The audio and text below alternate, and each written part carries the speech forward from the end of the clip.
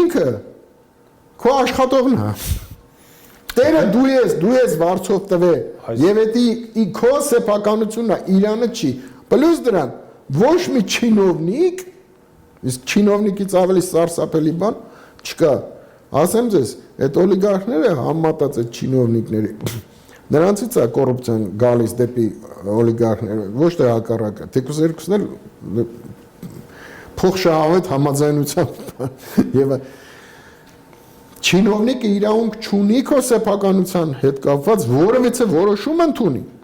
Դա ալնում է ժողովրդի, հիմա Ալյասկայի ձևը ոնց է, իրանք իրանց ժողովներում որոշում են սենց անել, թե նենց անել։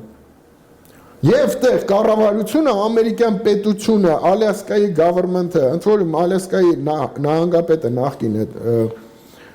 ազգանուն մոռացակ ասեմ 74 թվին ինքն էլ էր նրանց հետ, ինքն էր ղեկավարում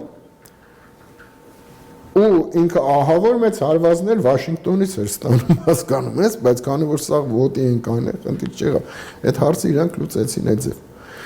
Նորվեգիայի տարբերակում այդ համակարգը ազնվական եւ թագավորական ընտանիքները, որոնք բարձրագույն երկրի 90% հարստության իրացն է, իրանք որոշեցին գնալ դրան։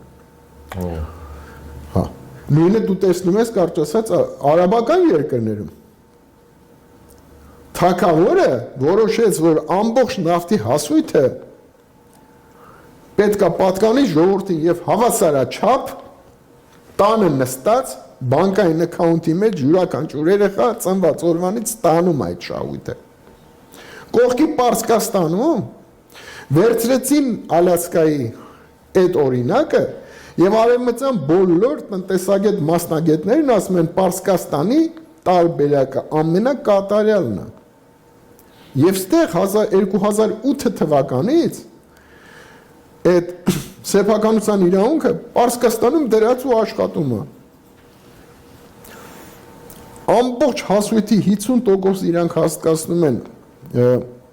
զինվորապես, то есть ապահովելու համար անվտանգությանը, մնացած 50%-ը բոլոր ընտանիքներին կամ բենզինի կտրոնով կամ գումարով միանգամից ընտանիքը 14 հոգյանոց է, ով է գլխավորը, նրան բաժանվում է, նույնիսկ կանչում հարցնում են, սա լավ է նայում հավասար է ընտանիքի անդամներին։ Այսինքն ամբողջ նավթի հասույթը բաժանվում է ժողովրդին, հավասարաչափ։ Այսինքն այդտենց մարդ իր վրա զգում է երկրի հարստության կամ մուլտիպլիկացիան, էլի։ Ապրես, հիմա երբ որ կարծես Արտակ ջան, դու, ես, մյուսը